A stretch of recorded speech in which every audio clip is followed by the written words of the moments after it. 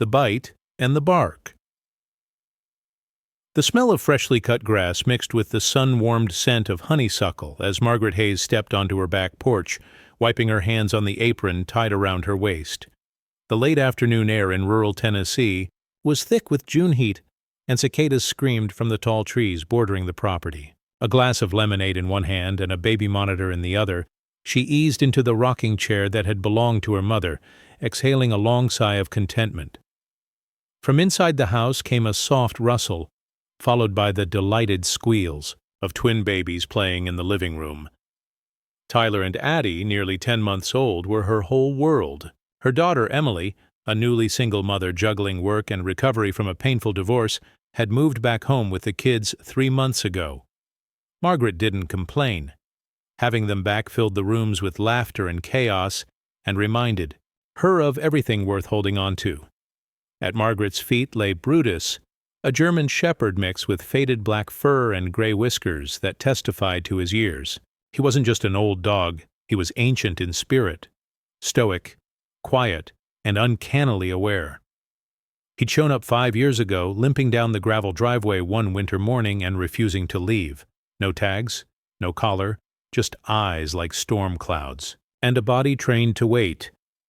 "Brutus," Margaret murmured, reaching down to scratch behind his ears. "You still dreaming about wherever you came from?" He didn't move. His breathing was deep, steady, his chest rising and falling in rhythm, with the distant hum of a tractor plowing a neighboring field. Margaret rocked slowly, watching the orange horizon stretch and glow. The day felt gentle, still, even, until it didn't. Brutus's ears twitched. Then he lifted his head, eyes narrowing toward the backyard. "What is it, boy?" Margaret sat, forward. The screen door creaked open behind her. She turned, too late. Tyler, barefoot and giggling, had somehow pushed through the half-latched door and toddled down the porch steps. His tiny hands reached toward the swing set, fingers pointing, at a butterfly flitting lazily near the sandbox. "Tyler!" Margaret shot to her feet, heart pounding, but Brutus was already moving. The old dog bolted forward with terrifying purpose, his joints groaning but his stride sure. Margaret watched, stunned as he launched down the steps in a single bound. "Brutus!" "No!" she screamed, chasing after them. That's when she saw it. Coiled near the edge of the swing set, hidden in the thick shadow of a half-buried tire, was the copperhead. Its body was thick and tan with a cross-banded pattern that shimmered as it adjusted for the strike. Its tongue flicked once, then again, tasting the air around the crawling baby. "Tyler!" Margaret shrieked, stumbling into the yard, but Brutus was already there. He didn't bark. He didn't snarl. He pounced. With a speed that belied his age, Brutus placed his body directly between the child and the snake. The copperhead struck. Fangs hit flesh. Brutus didn't flinch. Instead, he snapped his massive jaws and crushed the snake in a single motion, shaking the limp body until it split in two. Margaret grabbed Tyler and rolled backward, shielding him with her own body. Silence fell. The copperhead twitched once, then went still, and Brutus collapsed. His body hit the earth with a sickening thud, his eyes fluttering. Margaret knelt beside him, her chest heaving, heart racing. Tyler whimpered against her shoulder, face buried in her neck. Brutus. Oh, God. Brutus. She looked at his paw. 2 distinct puncture wounds swelled instantly. Blood welled, then dripped into the grass. "Hold on," she whispered, her voice cracking. "Just hold on."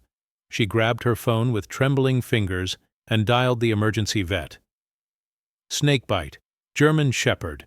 It just happened. Yes, I'll bring him in." With help from a neighbor who heard the commotion, she lifted Brutus into the back seat of her station wagon. The dog groaned once, deep, guttural, but didn't move again. His breathing was shallow, his eyes half closed. Margaret drove fast. The veterinary clinic was a converted farmhouse on the edge of town. The porch light buzzed overhead as she pulled in, tires screeching. Dr. Nadia Bell, the only full-time vet within 40 miles, stood, waiting with 2 assistants. "Get the baby inside," Margaret gasped, motioning to the car seat in the back. "He's okay. The dog took the bite. Bring him in," Nadia ordered, opening the door as the assistants rushed to help. Brutus was lifted onto a stretcher, his legs limp, tongue lolling. Inside, they hooked him to IV fluids, administered antivenom, and ran vitals. Margaret stood frozen outside the exam room, clutching her keys in one hand and the baby's pacifier in the other. Dr. Bell came out 10 minutes later, her gloves streaked with blood. "He's hanging on," she said gently. "Barely, but he's tough. Tougher than I expected." Margaret nodded numbly. "He's special. He saved Tyler's life. Just jumped in front of him like he'd trained for it." Nadia tilted her head. "That's not normal behavior. Not for a dog that old. Not with that kind of precision." "I told you," Margaret said, her voice thick. "He's not just any dog. He watches, waits, like he's on duty." Dr. Bell folded her arms. "Do you mind if I take a look at his collar?" "Sure." Margaret fished the faded nylon strap from her purse. Nadia turned it over. "This tag, it's barely visible." She squinted, then paused. "There's a second tag." She pulled it free from behind the main one, hidden between the fabric layers. Brutus must have worn it for years. It was stamped with a serial number, canine 4821, "Do not retire," property of U.S. military. "What in the world?" Margaret whispered. Nadia looked up, her face unreadable. "Margaret," she said slowly, "this dog isn't a stray. He's a ghost from somewhere official. And judging by the level of training I just witnessed, he wasn't just any war dog. He was elite. Canine 4821, Ghost Unit." Margaret Hayes sat in the corner of the veterinary clinic's waiting room, her hands clenched together so tightly her knuckles turned white. Outside, the sky had darkened to a deep cobalt, the last traces of sunlight, lost behind the ridge. She hadn't called Emily yet, not because she didn't want to, but because she didn't know how to explain what had just happened. What could she even say? "Your old dog isn't just a dog. He's military." Her mind raced with memories. How Brutus had never barked at guests but always sat between her and the door when a stranger came. How he avoided other dogs on walks but always scanned the perimeter like a soldier. How he reacted to helicopters, flying low overhead. How he would lift his head, ears forward, and stare with haunted eyes. Margaret never questioned it, until now. Dr. Nadia Bell emerged from the back hallway, clipboard in hand and fatigue clouding her usually sharp gaze. She sat beside Margaret with a slow sigh. "He's stable. For now." Margaret let out a breath that felt like it had been trapped in her lungs for hours. "But it's touch and go," Nadia added. "He took a full dose of venom, and at his age, I won't lie, we're pushing time uphill. But something's keeping him going." Margaret looked at her. "He's waiting." "For what?" "I don't know." She glanced toward the closed doors. "Maybe to finish what he started." Nadia held up the dog tag again. "I've only seen this once before. K9, 4821, part of a unit called the Ghosts. They were off the books, elite tier, special missions. Not your standard bomb sniffers. These dogs were trained to operate in complete silence in extreme conditions with custom bonding to human handlers. There's almost no information online. Most of their files are sealed." "Why would someone like that end up on my porch 5 years ago?" Margaret asked. "That's what I intend to find out." The next morning, Margaret arrived at the clinic with a thermos of black coffee and a brown paper bag filled with warm biscuits. Dr. Bell had barely slept, but her eyes lit up at the smell. Brutus was lying on a blanket in the observation room, hooked to fluid bags, but his eyes were open now. He didn't move much, just shifted his gaze as Margaret entered. "Hey there, soldier," she whispered, kneeling beside him. "You saved my grandson, you know that? Took the hit like a damn hero." His tail gave one faint thump. Dr. Bell entered. Behind her, holding a tablet, "I made a few calls, friends in high places," she said. Margaret stood. "And?" "I got a ping back from a Marine named Carl Dunn. Retired major, worked intelligence. He owed me a favor. He confirmed that canine 4821 was the designation for a German Shepherd in the Ghost unit." Margaret blinked. "So it really is him?" "More than that. That dog was attached to a man named Captain Eli Novak, top-tier operator, received 3 Bronze Stars. His dog's name was officially Ghost. Records indicate he went missing during a mission in Kandahar in 2019. Missing? Novak was killed in action. Ghost was presumed dead. They found traces of blood and a torn vest, but no body. Everyone thought he'd died in the firefight." Margaret looked down at the old dog. "He didn't die. He came home." "To where, though?" Nadia asked. "Your house is hours from the nearest base." "Maybe he wasn't trying to get home," Margaret said slowly. "Maybe he was trying to stay hidden." That afternoon, Margaret sat in her sunroom with the twins napping in a playpen nearby. She had pulled out every photo she had of Brutus over the last 5 years. There was one of him curled up next to her late husband's boots. Another from last Christmas, wearing a crooked reindeer hat. He had always been a part of their lives, but now each image told a different story. One she hadn't seen before. Brutus, Ghost, was watching. Always aware. What had he seen in those 5 years? What memories haunted him? She remembered once, about 2 years back, when fireworks went off early for the 4th of July. Brutus had bolted from the porch and dug himself into the crawlspace beneath the house. It had taken 2 hours to coax him out. Not fear. Training. Avoid. Detection. Seek cover. Survive. He hadn't barked at the explosions. He had silently disappeared. Because that's what ghosts do. 2 days later, Brutus was strong enough to stand. He limped but moved with purpose as Dr. Bell walked him into the main lobby. "First steps," she said proudly. "He's responding to treatment better than expected." "You've got a fighter," Margaret chuckled, wiping a tear. "I always knew there was more to him." "I reached out to a vet center that works with retired military dogs," Nadia added. "They sent over some info. Want to hear it?" "Of course." "They found an old journal entry from a handler who had worked with Ghost during initial training. He called him a once-in-a-generation dog. Said he could clear buildings, track targets, and, get this, even detect changes in a person's heartbeat across a room." Margaret's eyes widened. "That's not all. Apparently, when Novak died, there were reports, unconfirmed, mind you, that Ghost refused to leave the body. They say he was last seen dragging Novak's corpse behind a broken wall, shielding him from sniper fire." "Oh my God! They never found Novak's remains. Only blood, drag marks, and one of Ghost's teeth, broken clean off." Margaret covered her mouth. "And he still survived?" "And disappeared," Nadia said, "until he appeared on your property 5 years ago." Margaret looked out the window where Brutus now stood, tail wagging faintly, staring into the distance. Maybe he came here on purpose.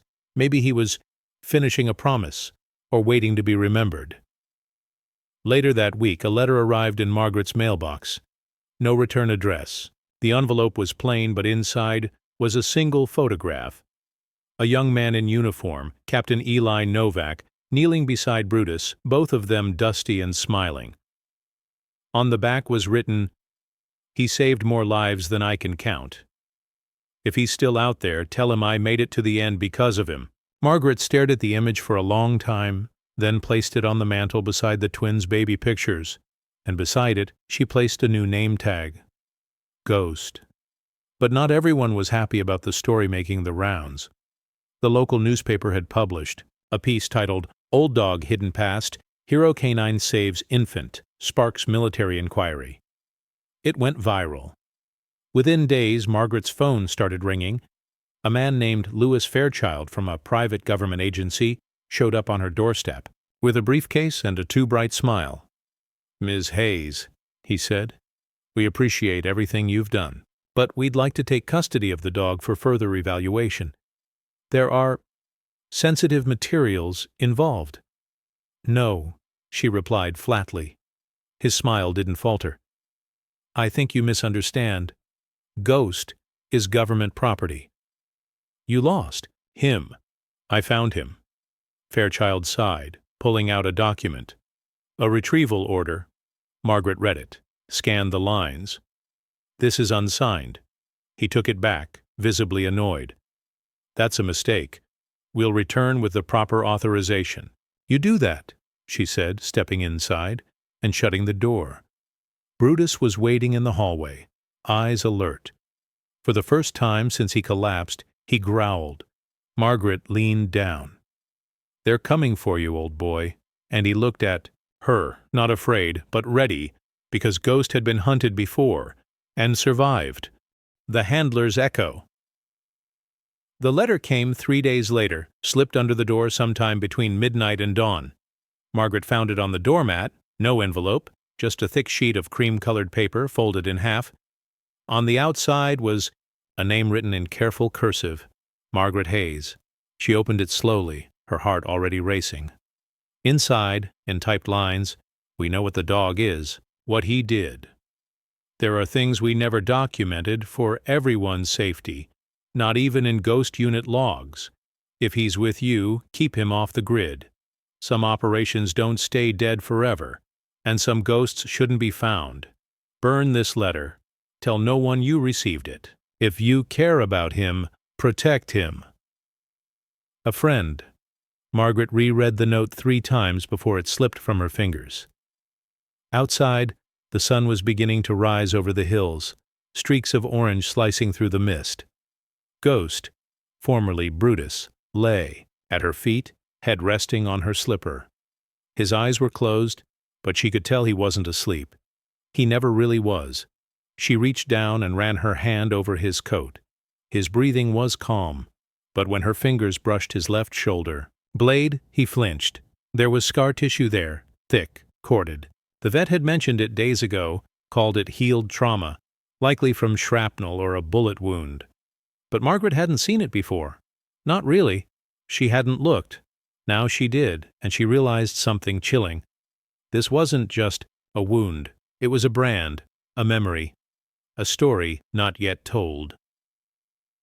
The next morning, Margaret drove to the public library in town, not because she expected to find Ghost's military record in some dusty archive, but because she needed silence, a place to think.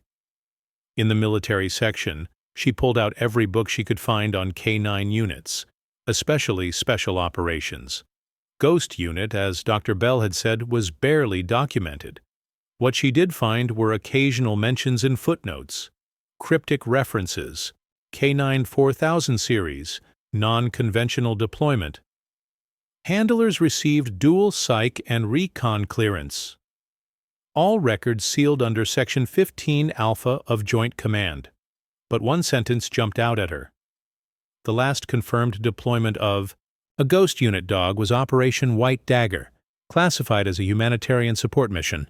It wasn't. She copied the phrase onto a yellow sticky note and slipped it into her purse. Then she went home and began to dig deeper. That night, the storm rolled in. The wind howled through the eaves, rattling the old glass windows.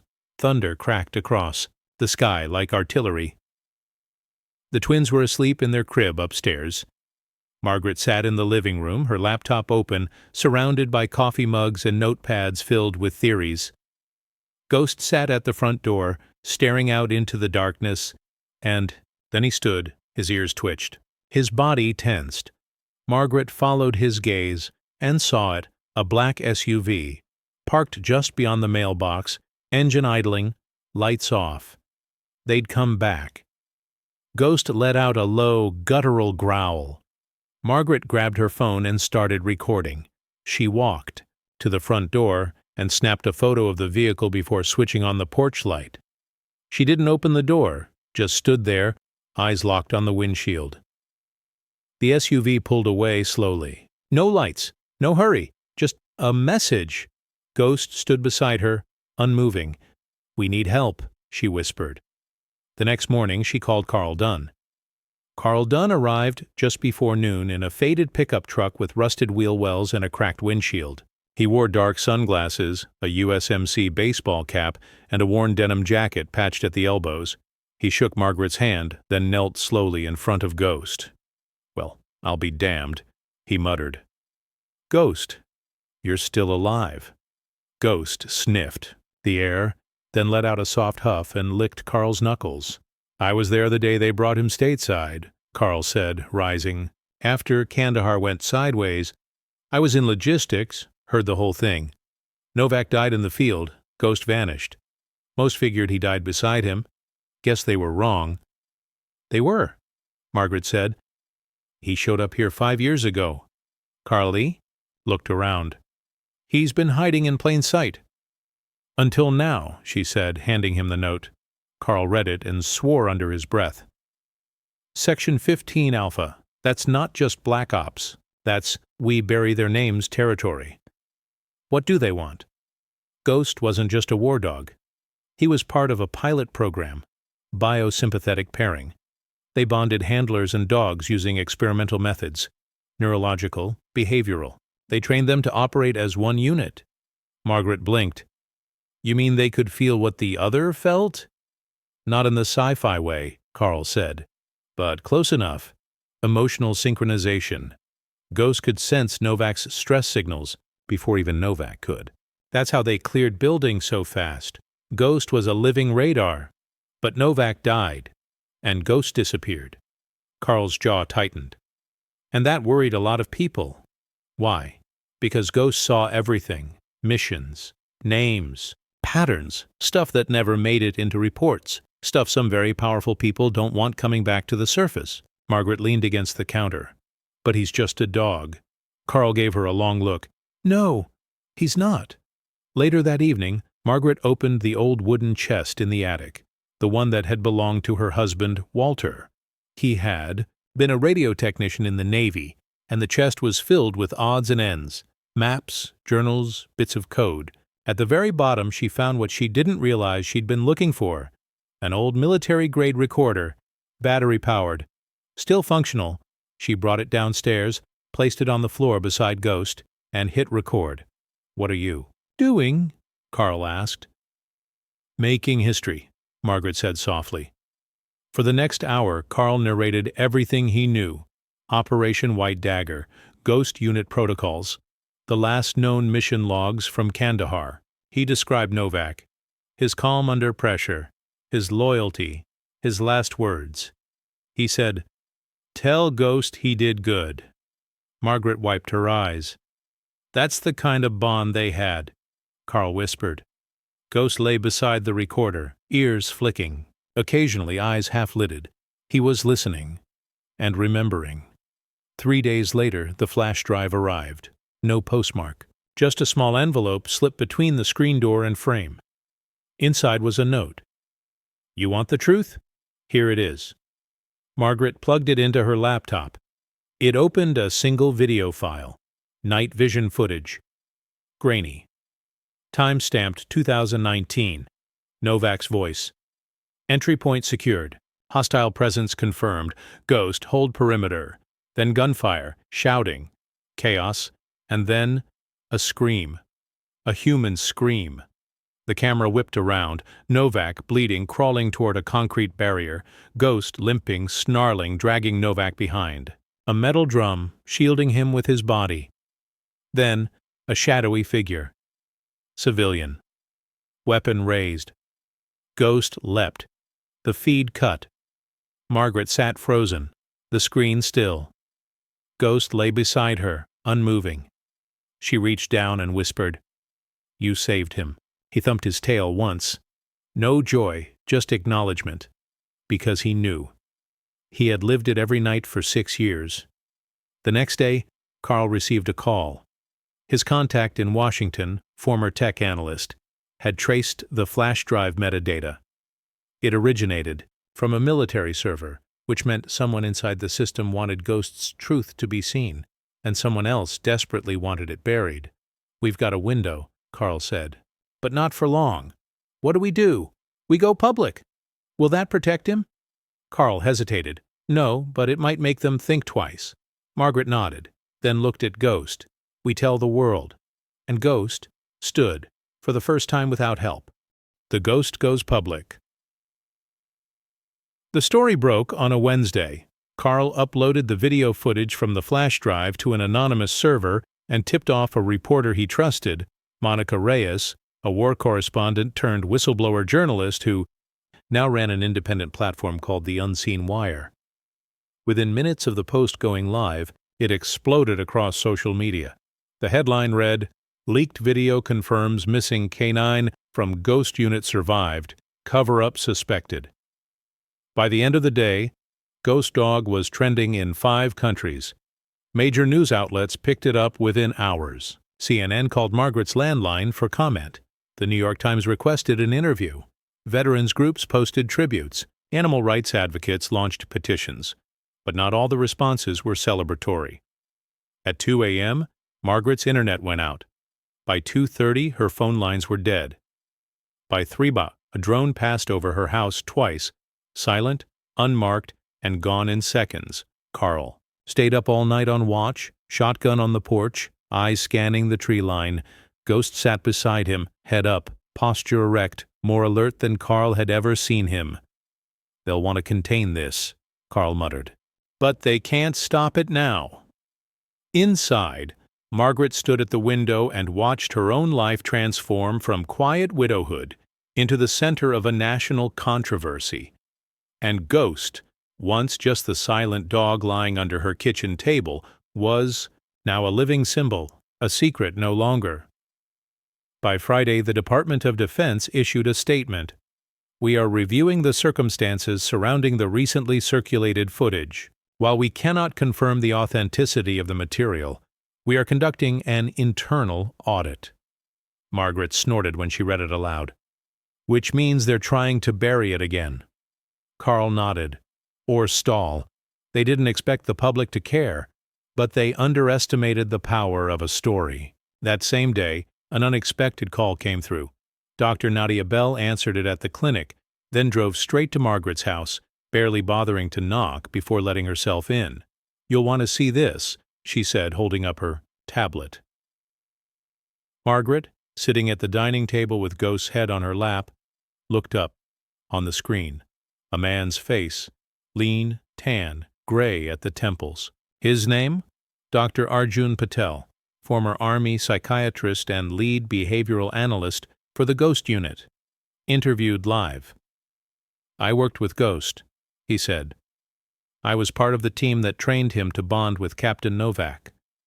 What we didn't anticipate was how deep that bond would go." He paused, visibly emotional. "After Novak's death, we expected Ghost to shut down. But instead he vanished. And I always believed, call it a hunch, that he went looking for something. Not a place, a purpose." The host leaned in. "Do you believe the footage is real?" Patel nodded. "Absolutely. And I believe that dog still remembers everything." Nadia lowered the tablet.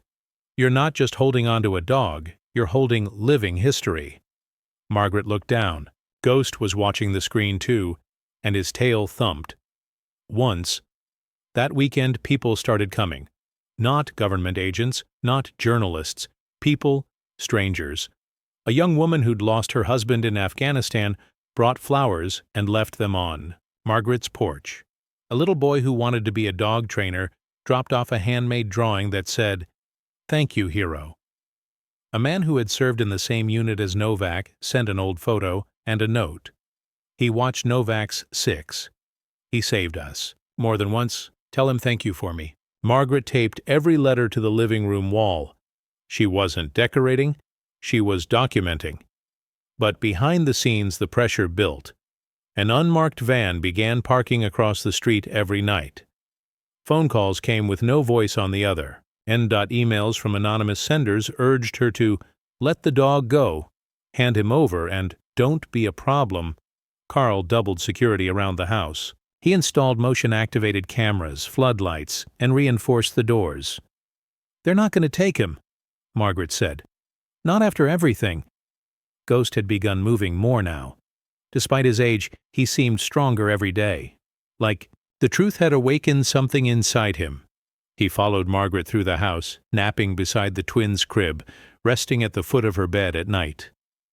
Sometimes he would stare at the photograph of Novak on the mantel, and once, when Margaret left the recorder playing Novak's voice, found from an old audio training log, Ghost walked over, sniffed it, and lay down beside it, head on his paws. He hadn't barked since the day of the snake attack, but he didn't need to. His silence was louder than any speech. Then came the official letter, hand-delivered by a federal marshal. Request for transfer of property, canine designation, Canine 4821, signed and sealed. The order was clear: surrender the animal to Fort Rivington for evaluation and debriefing. Carl skimmed it and scoffed. Debriefing a dog, right. It's legal, Margaret said softly. It's garbage. Carl snapped. You know what they want? To disappear him. Carl nodded grimly. Margaret looked down at Ghost. He looked back, eyes calm, unflinching. I won't let them, she whispered, and she didn't. She went public again. This time she stood in front of her house, holding Ghost's leash, with a dozen reporters in front of her and 3 news vans parked on her lawn. I've received notice from the government, she began, voice trembling but clear. They want to take him away. They say he's property. But he's not. She looked down at Ghost. He's a veteran, a hero, and he's earned the right to live out his life in peace. Not in a lab, not in a cage, not as some classified specimen. Then she looked directly into the cameras. If you believe in honoring service, canine or human, don't let them take him. The feed went viral in less than an hour. Celebrities tweeted it, veterans groups called for intervention, and online. Petition topped 5 million signatures by nightfall. And the next morning, the Secretary of Defense himself issued a public statement. Canine 4821, known publicly as Ghost, will not be relocated or detained. He will remain with his current caregiver, Ms. Margaret Hayes, and receive full recognition and protection as a retired service member. Margaret cried when she read it. Carl cheered and cracked open a bottle of scotch. And Ghost? He walked too, the backyard, laid beneath the old oak tree, and slept soundly for the first time in weeks. 3 days later, a ceremony was held at the local VFW hall. It was small, modest, but packed. Veterans, families, neighbors, children in red, white, and blue shirts, a military band playing low brass notes, a podium on the stage, and a large photo of Captain Eli Novak behind it, draped in a flag. Margaret walked Ghost down the aisle to a standing ovation. He wore a new collar, black leather with a silver badge that read, Canine 4821 Ghost, United States War Dog, Service 2012-2019, Status, Hero. The mayor gave a speech. So did Carl, and then Dr. Patel. When Margaret stepped up, the room fell silent. I didn't know what he was when he arrived. He was just Brutus, the old dog who never left, who watched over my home, who kept my grandbabies safe. She paused, swallowing. But now I know. He wasn't just protecting us. He was waiting. For peace. For closure. For someone to say, "You did good." Her voice cracked. Well, I'm saying it now. She turned to Ghost. You did good. The audience rose. Applause thundered, and Ghost stood a little taller. Not because he understood every word, but because he felt it. Because heroes don't need language to know when they're honored. They just know. That night, Margaret sat by the fire with the twins asleep upstairs, and Ghost, snoring softly on the rug beside her. She held the photo of Novak in one hand, and in the other, a folded American flag presented to her after the ceremony. There were still shadows outside, still people who watched, who whispered, who wondered. If Ghost knew more than he showed, maybe he did, maybe he didn't, but he had found peace, and she would protect it, to her dying breath. The things he carried. A week after the ceremony, Margaret found Ghost standing at the edge of the forest behind the house, still as a statue, staring at something only he could see. She called his name softly, both of them now. Brutus and Ghost. And he turned toward her, his eyes calm, alert, deep as the Tennessee hills. But something had changed. His eyes no longer looked haunted. They looked ready. Later that evening, she caught him digging near the old garden shed. It wasn't the aimless scratching of a bored dog. It was targeted, methodical, intentional. She watched from the porch for a while, not interrupting. She'd learned to let Ghost lead. Whatever he was searching for, she had a feeling it wasn't just buried bones. When the hole was deep enough, he paused and began nosing something from the dirt. A metal box, rusted, weathered, and sealed with a worn latch. Margaret knelt beside him, brushing off the dirt. She pried it open. Inside were objects wrapped in oilskin cloth, a folded American flag smaller than regulation size, stained in one corner, a torn patch with the Ghost Unit insignia, a spectral wolf's head howling over crossed arrows, a bullet casing with a date scratched into it, 6/17, 19, and a dog tag. Not Ghosts. Novak's. Margaret stared at it, her breath catching. The metal was scratched but legible. Captain Eli Novak Opasusa 486517291 Catholic Ghost sat beside her, tail resting in the dirt. "You brought him home," she whispered. "Didn't you?" She didn't sleep much that night. The dog tag lay on the nightstand beside her, glinting faintly in the moonlight. Ghost snored softly at the foot of her bed, occasionally twitching, as if running in his dreams. Margaret couldn't stop thinking about it. The hidden box. The items preserved, protected, buried like sacred relics. She pulled out her notebook and began making a list. Everything he'd brought back, everything he'd hidden. The box, the behavior, the choice to come here. It wasn't just survival, it was duty. The mission hadn't ended when Novak died. It had only changed, and now, maybe, it was nearly complete. The next morning she made calls. To the Department of Defense, to Dr. Patel, to Monica Reyes. She explained what she'd found carefully, cautiously. The response was the same across the board: astonishment. Dr. Patel, in particular, asked to see it. "If that's Novak's actual dog tag," he said, "then that means Ghost was there when they declared the recovery mission failed. And he didn't run away. He retrieved it. He preserved it." Carl, who had returned to keep watch for the week, was silent for a long moment after she told him. "That dog," he finally said, voice husky, "wasn't waiting for someone to finish the story. He was waiting to finish it himself." They decided to hold a second ceremony. Not for Ghost this time, but for Novak. A proper one. The Army agreed to classify it as a Delayed Heroes Honors event. The VFW hosted again, this time with the governor in attendance. National media outlets RSVP'd. A band of veterans from Ghost Unit, what was left of them, flew in from across the country.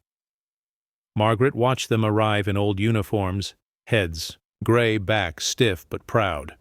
One by one they knelt beside Ghost. No words were exchanged, just contact, hands on his head, nods of respect, shoulders squared. Ghost received them all without hesitation. These were his people, his brothers, and he remembered. During the ceremony, the flag Margaret had found in the box was refolded and presented to Novak's surviving sister, Claire, a retired schoolteacher from Ohio, who had thought her brother's memory lost to classified files and silence. She wept as Margaret placed the tag in her hand. "He brought this back," Margaret whispered. "He didn't let it stay behind." Claire looked down at Ghost, tears slipping from her eyes. "Thank you," she said simply. Ghost didn't move, but he stared at her steady, and in that look there was recognition. That night, after the last reporter left and the cameras were packed away, Margaret stood on her porch holding a cup of tea. Ghost lay nearby, still wearing the black leather collar from the first ceremony. "I think he's done now," Carl said, standing beside her. Margaret nodded. I think you're right. She looked at the stars, silent for a moment. Do you think dogs know when they're finished, when it's safe to rest? Carl looked at her, eyes softer than she'd ever seen. I think this one does. 2 days later, Margaret found a letter slipped under her door again. No stamp, no return address, just a single sentence. The debt is paid. Let him rest. Inside the envelope was a small medal, one she didn't recognize. Later, Carl identified. It is an unofficial field commendation given in special forces for non-human operatives. It was rarely issued. Most were awarded posthumously. Many didn't exist outside of oral history. He looked at the medal for a long time, then placed it in Margaret's hand. He was more than a soldier, Carl said. He was legend. As the days passed, life quieted. The media moved on. The government fell silent. The online buzz cooled. But people still sent letters, photos, paintings from children, essays from veterans who wrote that seeing Ghost honored had brought them closure too. One arrived with a paw print tattooed on parchment. Below it were the words, "For every handler who came home, because he didn't." Margaret framed it and placed it above the fireplace. And every night, before bed, she whispered to Ghost the words she had once heard in the ceremony. You did good. He always blinked once, then closed his eyes. One morning, Dr. Bell came to check in. She brought dog treats and news. I submitted Ghost for the National War Dog Memorial Registry, she said. They're adding him. There'll be a bronze plaque. Margaret smiled. He'd never brag, but I think he'd like that. Ghost was napping in the sun. When Dr. Bell approached, he opened one eye, then rolled onto his side. She scratched behind his ears, then frowned. What's this? She asked. She parted his fur and revealed a small, round scar just above his rib cage.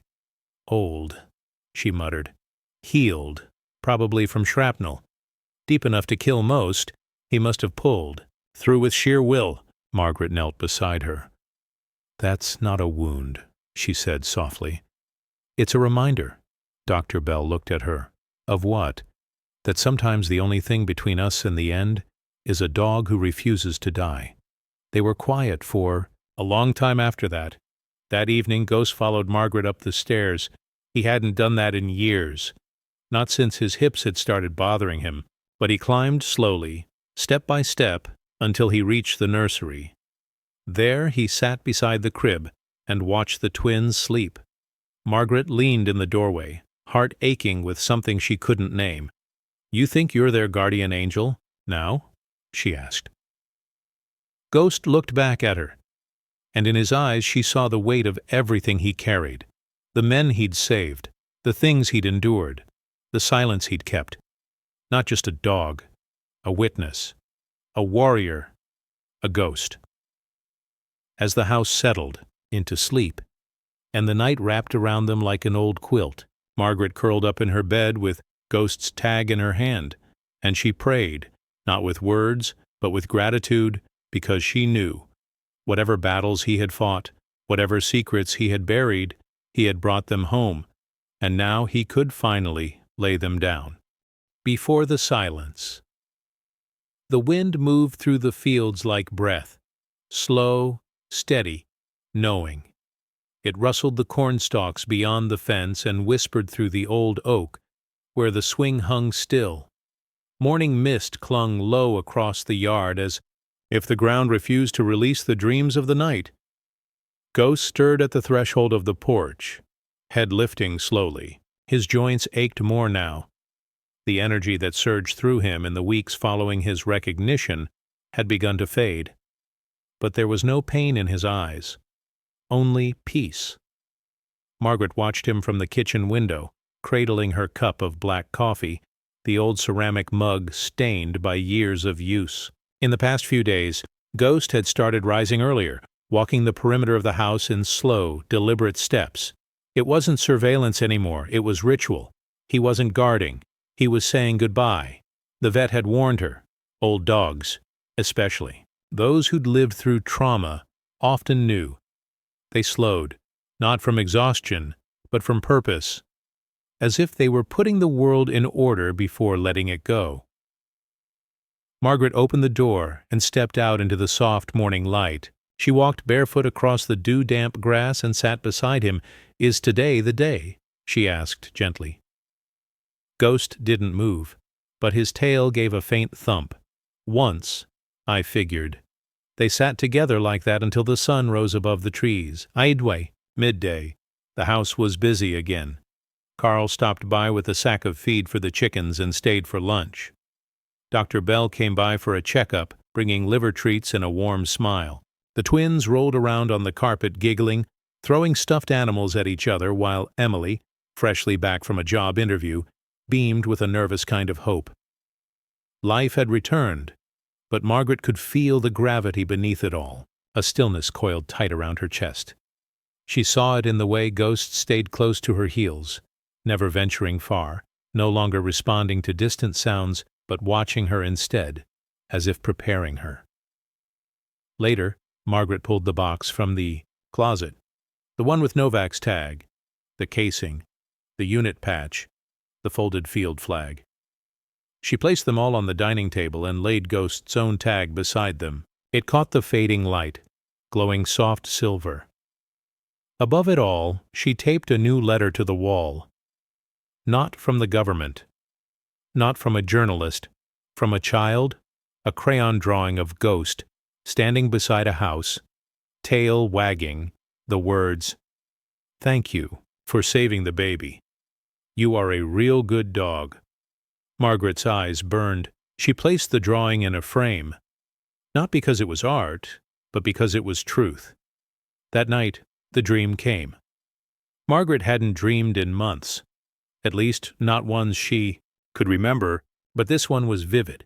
She stood in a field of golden light, warm wind brushing through her hair, the scent of hay and salt in the air. Ahead of her, two figures moved. One was Novak, whole, young, smiling.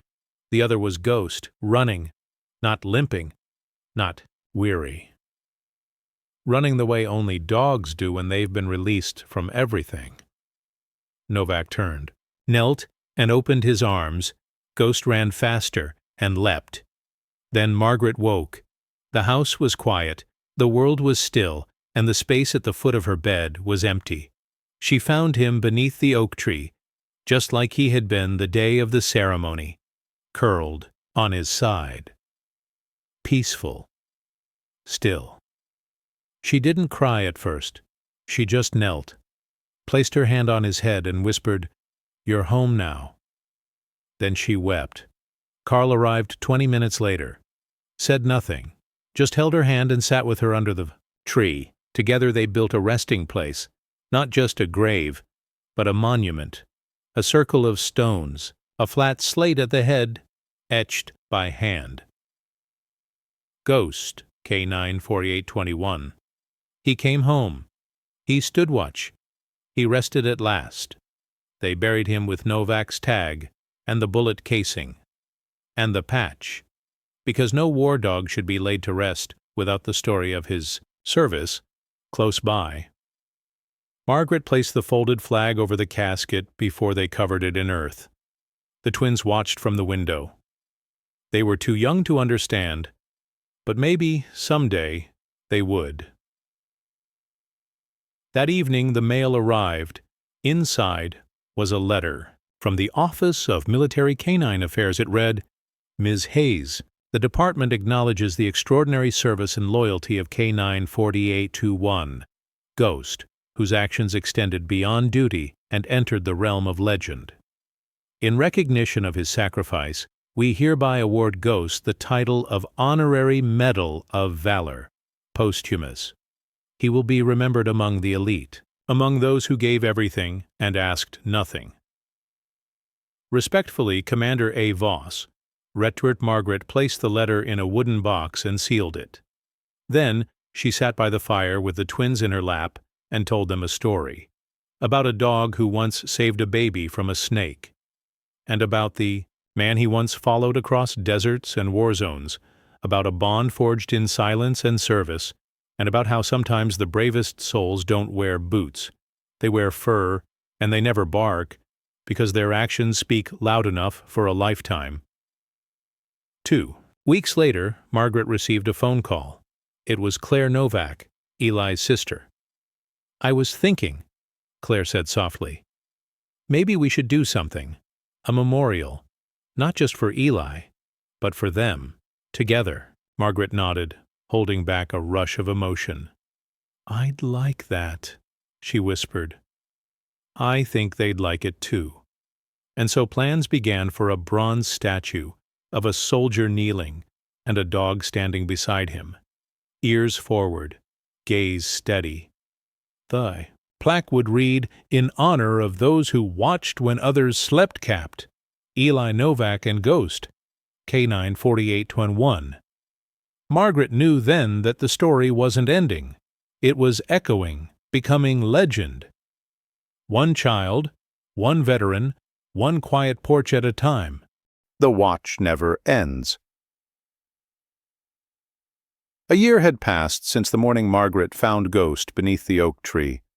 The world had moved on in its usual way, sunrises, seasons, sorrows, and small joys filling the hours. The twins were now toddlers with scraped knees and soft curls, always running, always laughing.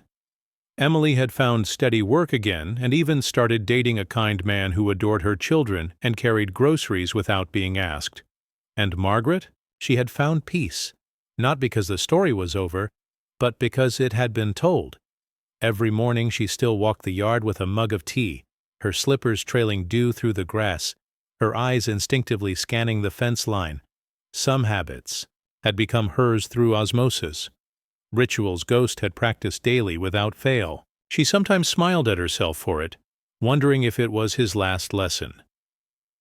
Ghost had been gone 362 days when the bronze statue was unveiled. It stood in the Veterans Park just outside town, beneath a maple tree that blazed gold every October. Claire Novak had flown in again, older but radiant, her hand resting on Margaret's arm as they pulled the cloth from the sculpture. The crowd fell silent. The bronze figure of Captain Eli Novak knelt with one hand resting on the head of a German shepherd. The dog, Ghost, stood at his side, muscles poised, tail still, ears forward, eyes cast to the horizon, etched into the base. Capt. Eli Novak 1984-2019 Ghost, Canine 4821, War Dog, Guardian Hero. He watched. He waited. He came home. There were no speeches. None were needed. People wept, not out of grief, out of reverence, out of the sudden quiet awareness that even silence can be a sacrifice. That evening, Margaret stood alone at the statue, the crowd long gone. The sky turned purple behind the trees, and wind rustled through the grass like a sigh. She reached into her pocket and placed a small object at the base of the monument. A dog biscuit, slightly crumbled, wrapped in a scrap of fabric from Ghost's old collar. Just as she stood, a boy no older than 10 approached. He held a notebook in one hand, a pen in the other. Was he really that smart? The boy asked. The dog? Margaret smiled. Smarter than most people I've met. Did he really save a baby? He did. The boy scribbled something in the notebook. Do you think dogs like him come back? Like, after they die? Margaret looked toward the horizon, her voice soft. I think the ones who never stopped protecting us never really leave. The boy nodded. Cool. Then he was gone. Back at the house, the twins were asleep. Margaret sat on the porch swing, blanket over her knees, tea cooling in her hand. The porch light cast a soft circle on the steps where Ghost used to lie. She often imagined him there, not in grief, but in presence, in memory, in all the spaces that had once been silent, but now whispered. Then one night, something changed. It was late, past midnight, and a faint noise stirred her from sleep. Not a bang, not a crash, a bark, just one, faint, far off, but real. She rushed to the door and looked out. Nothing moved. The yard was still. The stars brilliant overhead, but in the dirt beneath the oak tree, there was a paw print. Just one, fresh, impossible, but real. She walked to it, heart pounding, breath caught between reality and hope. The print was warm, and beside it, a feather. Small, white, delicate. It hadn't come from any bird around there. She smiled and whispered, "Still watching?" Months passed and life deepened its roots. The local school invited Margaret to speak during Veterans Week. She brought photos, told the children about war dogs, and ended with a video clip of Ghost playing with the twins. The kids clapped. Some cried. One girl said she wanted to train rescue animals when she grew up. When Margaret left, the principal stopped her. "I've never seen them so still," he said. "It's like they knew it mattered." "It does," she replied. The next day, the school renamed its reading garden, the Ghost Corner, a place for quiet heroes. Margaret visited it once a week, bringing a new book each time, and sometimes, when the wind moved just right through the trees, the pages would flutter open on their own. To the stories Ghost would have liked. One winter, snow fell thick across Tennessee. The world turned white, and soft, and soundless. Margaret sat by the fire with a journal in her lap. She'd been writing down Ghost's story for months. Every memory, every revelation, every quiet moment. The book was nearly full now. She closed the final page and wrote the last line in thick, steady ink. And when he left, he did not take the silence with him. He left it as a gift, so we would never forget the quiet ones who gave everything. Then she set the pen down and whispered into the firelight, "You did good." The logs popped gently in reply, as if someone had heard. Years later, when the twins were old enough to ask real questions, they sat on the rug beside Margaret's chair and pulled out the old wooden box. "Tell us about him again," Addie said. "The dog who saved us," Tyler added. Margaret opened the box and laid out each piece with reverent fingers, the patch, the flag, the tag, the drawing, and then the photo of a man in uniform and the dog who stood beside him, both looking into the distance. She looked at the photo, then at the children, and said, "He was more than a dog." She paused. He was the last one standing. They sat in silence for a moment, letting it settle.